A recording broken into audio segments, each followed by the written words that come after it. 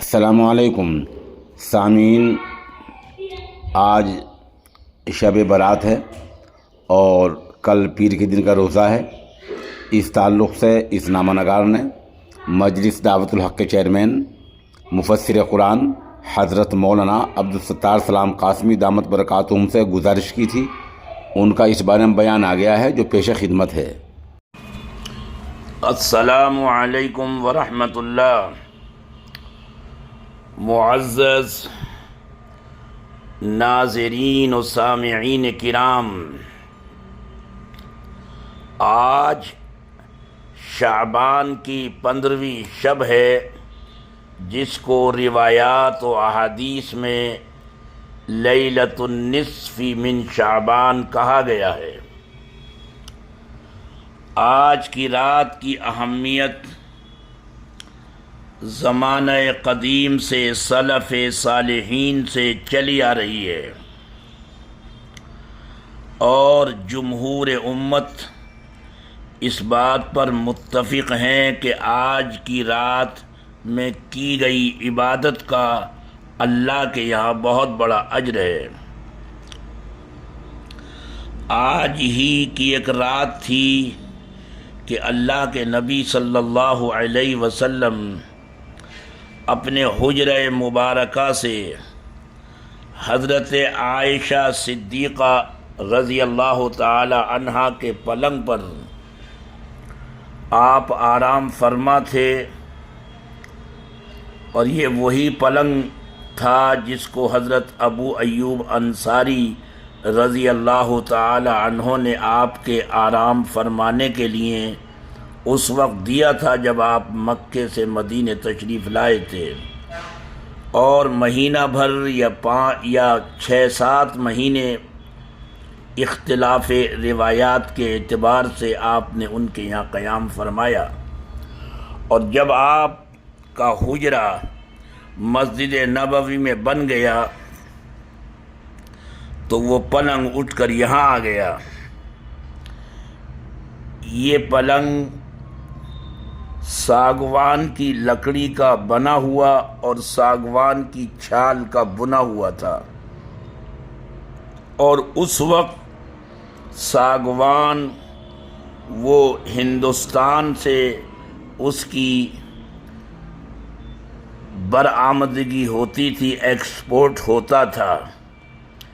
گویا وہ پلنگ جس پر آپ آرام فرما تھے، آخری وقت تک اس حیات مستعار کے اعتبار سے آپ نے اسی پلنگ پر آرام فرمایا، قیام فرمایا، جو ہندوستان کی بنی ہوئی لکڑی کا بنا ہوا تھا اور اس کی چھال کا بنا ہوا تھا، ساگوان کی لکڑی کا۔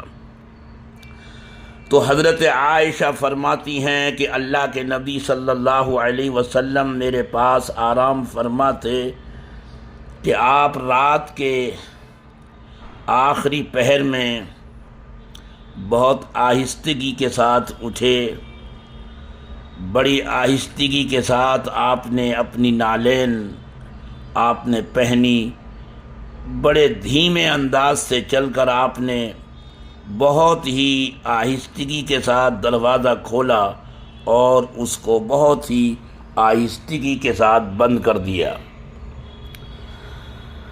دیکھیے، اللہ کے نبی صلی اللہ علیہ وسلم نے اپنی زوجہ محترمہ حضرت عائشہ کا، ان کے آرام کا اتنا خیال کیا کہ ان کی نیند خراب نہ ہو جائے، ان کو ڈسٹرب نہ ہو ان کے اٹھنے سے۔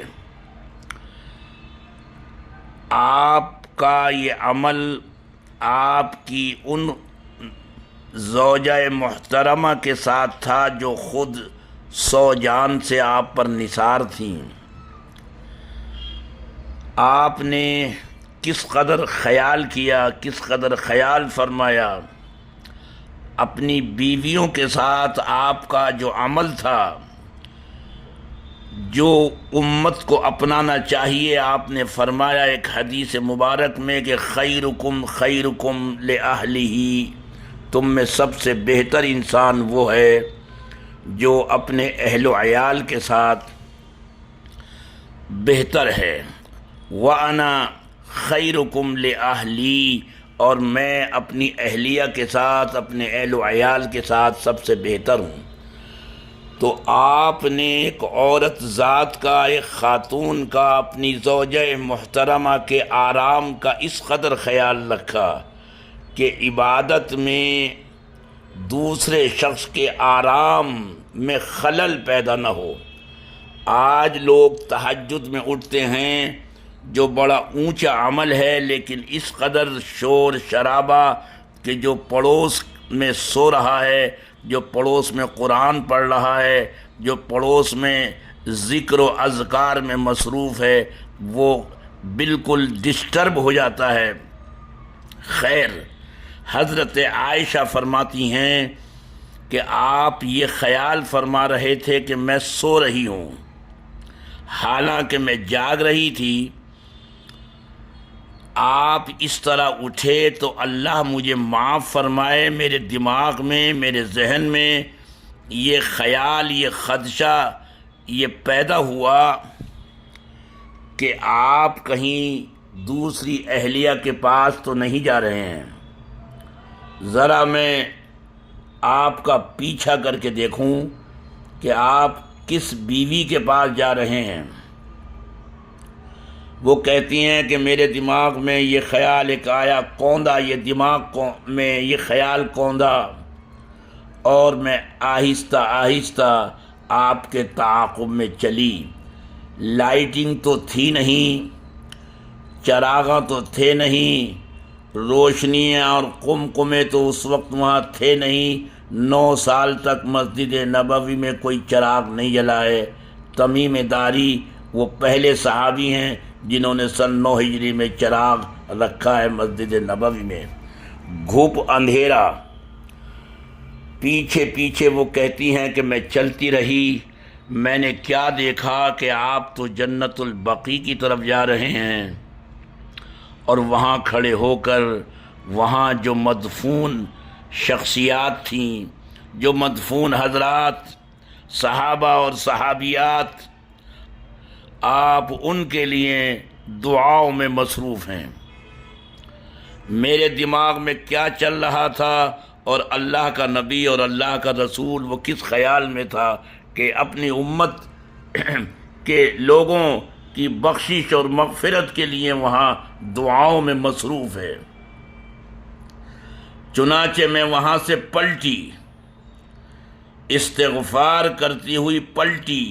میرے پلٹنے سے آہٹ ہوئی تو اللہ کے نبی صلی اللہ علیہ وسلم کو احساس ہوا کہ یہاں کوئی ہے۔ وہ پیچھے پیچھے۔ عائشہ فرماتی ہیں کہ جب میں نے یہ دیکھا کہ آپ میرے پیچھے آ رہے ہیں تو میں اور تیز چلی۔ وہ جب میں تیز چلی تو آپ بھی تیزی کے ساتھ آپ آئے، اور ہوتے ہوتے یہ ہوا کہ میں آئی اور سانس میرا پھولا ہوا ہے، اور میں آتے ہی دھڑام سے میں پلنگ پر گر پڑی۔ اللہ کے نبی صلی اللہ علیہ وسلم داخل ہوئے حجرہ مقدسہ میں تو فرمایا کہ عائشہ تم تھیں؟ کہا جی حضور میں ہی تھی۔ کہا تمہارا کیا خیال تھا؟ کیا تم یہ سمجھ رہی تھیں کہ میں تمہارے ساتھ خیانت کروں گا؟ کیا اللہ کا نبی اور اللہ کے رسول تمہارے ساتھ خیانت کرے گا؟ حضرت عائشہ کہتی ہیں کہ اللہ کے نبی صلی اللہ علیہ وسلم نے یہ پوچھا اتدرین ای لیلۃ ھذہ، پتہ ہے یہ آج کون سی رات ہے؟ قلت اللہ ورسولہ اعلم، میں نے کہا اللہ اور اس کا رسول ہی بہتر جانتا ہے۔ قال، آپ نے فرمایا ھذہ لیلۃ النصف من شعبان، آج یہ 15ویں شعبان ہے۔ ان اللہ عز وجل یطلع علی عبادہ فی لیلۃ من شعبان، اللہ عز وجل آج کی اس رات میں 15ویں شب میں اللہ تبارک و تعالی کی خصوصی توجہات نازل ہوتی ہیں۔ فیغفر للمستغفرین، وہ استغفار کرنے والوں کو معاف کرتا ہے جو استغفار کریں اپنے گناہوں پر شرمندہ اور نادم ہوں۔ استغفار پڑھنے والے نہیں کہ استغفر اللہ استغفر اللہ استغفر اللہ استغفر اللہ، یہ استغفار کا پڑھنا ہوا۔ ایک ہے اپنے گناہوں کو یاد کر کے ان پر نادم اور شرمندہ ہونا اور آئندہ سے ان کو نہ کرنے کا عزم مصمم کرنا، یہ ہے در حقیقت استغفار۔ فَيَغْفِرُ لِلْمُسْتَغْفِرِينَ وَيَرْحَمُ الْمُسْتَرْحِمِينَ، اور جو اللہ سے رحم کی بھیک مانگے آج کی رات، ان پر اللہ اپنا رحم فرماتا ہے۔ وَيُؤَخِّرُ أَهْلَ الْحِقْدِ كَمَا هُمْ، اور جو اہل حقد ہیں، اہل نفرت ہیں، جن کے سینوں میں کینہ کپٹ ہے، ان کے معاملات، ان کے کیس پینڈنگ میں رہتے ہیں کہ ابھی تمہارے کیس پینڈنگ میں ہیں۔ یہ روایت محدثین کے نزدیک یہ مرسل جید کہلاتی ہے، یہ فنی اعتبار سے، یعنی اس روایت کے بیان کرنے والے حضرت اعلیٰ کی ملاقات، ان کا لقاء حضرت عائشہ صدیقہ رضی اللہ عنہا سے نہیں ہے، لیکن محدثین کی اصطلاح میں اہل فن کے نزدیک کہتے ہیں کہ ھذا مرسل جید۔ بیہقی جیسا محدث صاحب فن، ان کا کہنا ہے کہ ھذا مرسل جید، یہ مرسل جید ہے۔ یہ روایت مصنف عبد الرزاق میں بھی موجود ہے۔ محدث کبیر مولانا حبیب الرحمن العظمی رحمہ اللہ رحمتہ الواسعہ نے، محدث جلیل بر صغیر کے بہت بڑے محدث حضرت مولانا حبیب الرحمن اعظمی رحمہ اللہ، جن سے اس ناکارہ کو بھی تلمذ اور روایت حدیث کا شرف حاصل ہے، اس گناہگار کو، وہ مصنف عبد الرزاق کے حاشیے میں لکھتے ہیں کہ اخرجہ ابن حبان من حدیث مکحول عن مالک ابن یخامر عن معاذ ابن جبل مرفوعا۔ تو وہ کہتے ہیں کہ یہ روایت یہ اس طریق سے یہ مرفوع بھی ہے، صرف مرسل جیدی نہیں بلکہ حدیث مرفوع ہے۔ بہرحال حضرات ناظرین و سامعین کرام، آج کی رات عبادت کی رات ہے، ذکر کی رات ہے، استغفار کی رات ہے، اللہ سے رحم کی بھیک مانگنے کی رات ہے، اپنے بیماروں کے لیے شفا کی دعا مانگیں، اپنے مسائل کے حل کے لیے اللہ کی بارگاہ میں سربسجود ہوں کہ الدعاء مخ العبادہ اور لا يرد القضاء الا الدعاء، دعا میں وہ اللہ نے تاثیر رکھی ہے۔ دعائیں مانگیں، ذکر میں مشغول ہوں، قرآن پاک کی تلاوت کریں، کسی دینی مجلس میں شریک ہونا یہ بھی اسی میں شامل ہے۔ جو حدیث میں کہا گیا کہ فرشتے سلام کرتے ہیں علی من یذکر اللہ، جو اللہ کا ذکر کر رہا ہو، نماز پڑھ رہا ہو یا اللہ کا ذکر کر رہا ہو، تو اللہ کا ذکر وہ نماز بھی ہے، اللہ کا ذکر قرآن پاک کی تلاوت بھی ہے، اور اللہ کا ذکر کسی دینی محفل و مجلس میں شرکت بھی ہے۔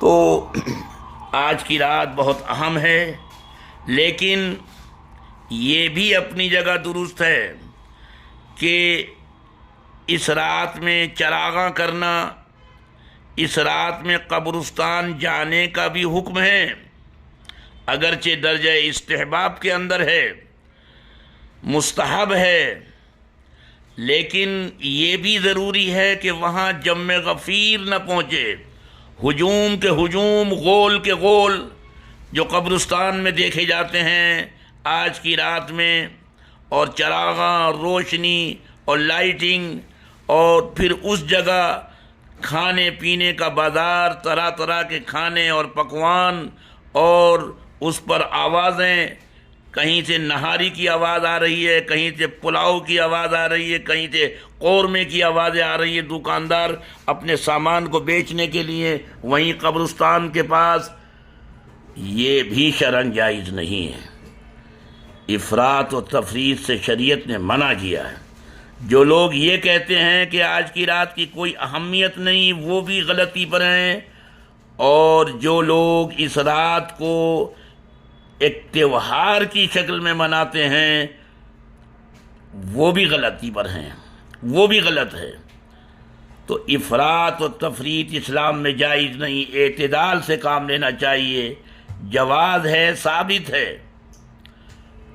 مکروہ جو کہتا ہے وہ غلط کہتا ہے، اس لیے کہ علماء اہل حدیث کے جو بڑے اکابر اعاظم ہیں، وہ حضرت البانی ہوں، ناصر الدین البانی، یا مولانا عبد الرحمن مبارک پوری ہوں، یا ابن تیمیہ جیسے جبال علم، وہ سب اس بات کی تصریح کر رہے ہیں، تائید کر رہے ہیں کہ اس رات کی اہمیت ہے، اس رات کی عظمت ہے. اس رات میں سلف صالحین سے رات نمازوں کا اہتمام ثابت ہے. تو وہ خود اس بات کے مقر ہیں، اقراری ہیں. اس لیے یہ کہنا کہ آج کی رات کی اہمیت نہیں ہے اور حدیث ضعیف، یہ ضعیف، وہ ضعیف، تو اس کہنے میں وہ کہنے والا خود سب سے بڑا ضعیف ہے، بلکہ لا علم ہے، محروم العلم ہے، یتیم العلم ہے وہ. تو اردو کی معمولی چند کتابیں پڑھ کر اس طرح شور شرابہ کرنے والے لوگوں کو بھی متوجہ، متنبہ ہونے کی ضرورت ہے کہ اس طرح لوگوں کو گمراہ نہ کریں اور اس طرح لوگوں کو نہ بہکائیں.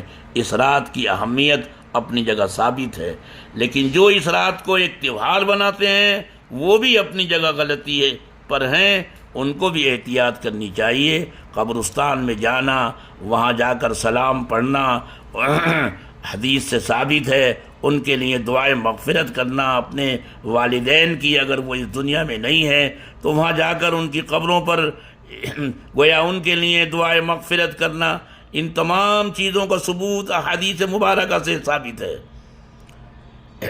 قرآن پڑھنا، دینی مجلسوں میں شرکت کرنا، لیکن اس کو تہوار بنانے کی بھی اجازت نہیں. اللہ تعالی ہم سب کو اعتدال پر رہ کر اس رات کی اہمیت کو سمجھنے کی توفیق عطا فرمائے. وآخر دعوانا ان الحمد للہ رب العالمین.